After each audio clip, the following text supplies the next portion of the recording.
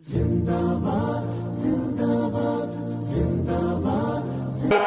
سے پوچھو کہ یہ زبان کتنی بڑی نعمت ہے۔ اللہ نے انسان کو قوت گویائی عطا فرمائی۔ زبان ایک ایسا آلہ ہے کہ انسان کو بولنے میں مدد دیتا۔ انسان ساری زندگی اللہ کا شکر ادا کرتا رہے لیکن شکر ادا نہ ہو پائے۔ اللہ نے اس نعمت کے شکریہ کا ایک طریقہ عطا فرمایا۔ گویا اللہ نے فرمایا، اے میرے محبوب کی امت، جب تم ظہر کی نماز کو پابندی کے ساتھ ادا کرو گے تو اس زبان کی نعمت کا شکریہ ادا ہو جائے گا۔ اس کے بعد ہے عصر کی نماز۔ یہ عصر کی نماز شکرانہ ہے ہاتھ کی نعمت کا۔ دیکھو، ہاتھ سے ہم 4 طرح کی چیزوں کو محسوس کرتے ہیں: ٹھنڈی، گرم، سخت اور نرم۔ یہ 4 احساسات ہیں جو ہمیں ہاتھ سے محسوس ہوتے ہیں۔ یہ ہاتھ کتنی بڑی نعمت ہیں۔ ان لوگوں سے پوچھو کہ جن کے ہاتھ کسی حادثے میں کٹ جاتے یا جن کے ہاتھ تخلیق سے، ولادت سے ہی نہیں ہوتے۔ علماء فرماتے ہیں انسان ساری زندگی اس ہاتھ کی نعمت کا شکر ادا کرتا رہے لیکن شکر ادا نہ ہو پائے۔ اللہ نے انسان کو اس نعمت کے شکریہ کا ایک طریقہ عطا فرمایا۔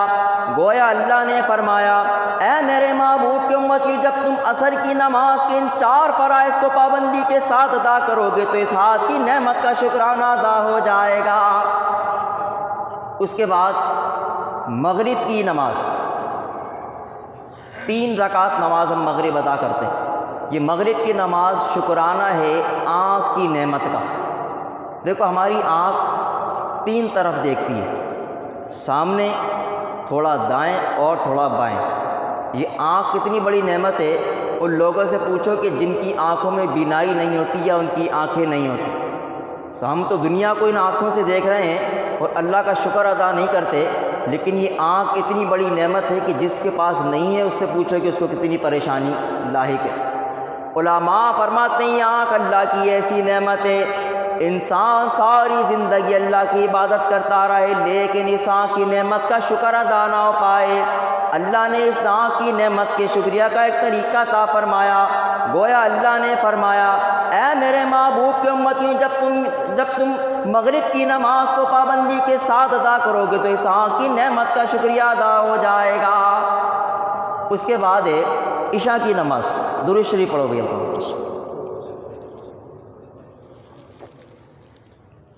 عشاء کی 4 رکعت نماز ہم ادا کرتے ہیں، اور یہ عشاء کی نماز شکرانہ ہے قدموں کی نعمت کا، جو پیر اللہ نے ہمیں عطا کیے۔ ہم ان پیروں سے 4 طرح کا کام لیتے ہیں۔ اسی پر کھڑے ہوتے ہیں، اس پر چلتے ہیں، انہی کی مدد سے اٹھتے اور بیٹھتے ہیں، اور چوتھا یہ کہ انہی 2 قدموں پر ہمارے جسم کا پورا توازن اور وزن ہوتا ہے۔ یہ پیر کتنی بڑی نعمت ہیں۔ ان لوگوں سے پوچھو کہ جن کے پیر حادثات میں کٹ جاتے ہیں۔ علماء فرماتے ہیں انسان ساری زندگی کھڑے ہو کر اللہ کی عبادت کرتا رہے لیکن ان قدموں کی نعمت کا شکر ادا نہ ہو پائے۔ اللہ نے انسان کو اس نعمت کے شکریہ کا ایک طریقہ عطا فرمایا۔ گویا اللہ نے فرمایا، اے میرے محبوب کی امتی، جب تم عشاء کی نماز کو پابندی کے ساتھ ادا کرو گے تو پیر کی نعمت کا شکریہ ادا ہو جائے گا۔ ہم دن بھر میں 5 نمازیں پڑھتے ہیں۔ یہ 5 نمازیں یاد ہیں انبیاء کرام کی۔ چنانچہ فجر کی نماز، علماء فرماتے ہیں کہ فجر کی نماز یہ معیار ہے، میزان ہے اللہ کے فرما بردار اور نافرمان بندوں کے درمیان۔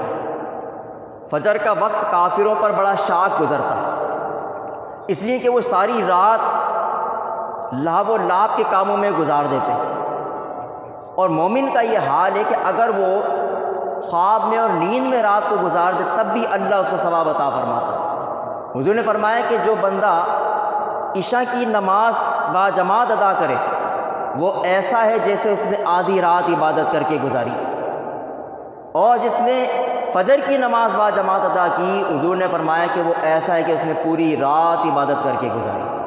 تو مومن سوتا رہے تب بھی اس کے لیے فائدہ، اور کافر جاگتا رہے تب بھی اس کے لیے کوئی فائدہ نہیں۔ تو یہ معیار ہے کافر اور مومن کے درمیان جس طرح دنیا میں بندہ مومن فجر کی نماز کے لیے اٹھ کھڑا ہوتا ہے اور کافر پر یہ وقت شاہ گزرتا ہے، نماز فجر کو اللہ نے معیار بنا دیا، اللہ نے معیار بنایا اپنے فرما بردار اور نافرمان بندوں کے درمیان۔ جس طرح آج دنیا میں نماز فجر کے لیے بندہ مومن اٹھ کر مسجد چلا جاتا ہے، نماز ادا کرتا ہے اور پیچھے کافروں کو سوتا چھوڑ دیتا ہے، غور کرو علماء فرماتے ہیں کہ کل بروز قیامت یہی بندہ مومن میدان محشر میں کافروں کو روتا ہوا چھوڑ کے جنت میں داخل ہو جائے گا، اور وہاں اللہ اس کو اپنے دیدار کا شرف عطا فرمائے گا۔ تو یہ فجر کی نماز یاد ہے حضرت آدم علیہ السلام کی۔ حضرت آدم علیہ السلام کی دو پریشانیاں جب آپ روئے زمین پر اتارے گئے، تو ایک پریشانی یہ کہ رات کی تاریکی، اور دوسرا یہ کہ وحشی جانوروں کی آوازیں اور اس کا خوف آپ کو لاحق ہوا۔ رات کی تاریکی چھٹ گئی، آپ کا خوف دور ہو گیا، فجر کا وقت طلوع ہوا، حضرت آدم علیہ السلام کی پریشانی دور ہو گئی۔ آپ نے اللہ کی بارگاہ میں 2 رکعت نماز نفل ادا کیے۔ اللہ کو آپ کا یہ نفل ادا کرنا اتنا پسند آیا کہ محبوب کی امت کو فجر کی شکل میں عطا فرما دیے۔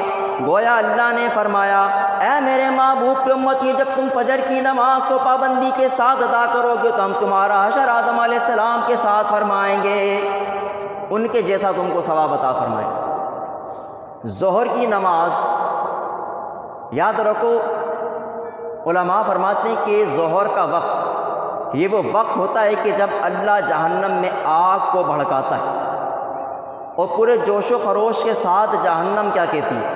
اللہ تعالیٰ ارشاد فرماتا ہے، قد افلح المؤمنون الذین هم عن صلاتهم خاشعون۔ اللہ فرماتا ہے مومنین کامیاب ہوئے جنہوں نے اپنی نمازوں میں خشوع و خضوع کو اختیار کیا۔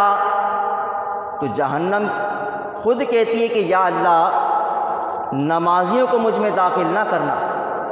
چنانچہ حضور علیہ السلام نے ظہر کی نماز کے بارے میں کیا فرمایا؟ سرکار نے فرمایا، فمن صلیھا حرم اللہ جسدہ علی النار۔ نبی پاک علیہ السلام نے فرمایا، جس نے ظہر کی نماز کو ادا کیا اللہ اس کے جسم کو نار جہنم پہ حرام فرما دے گا۔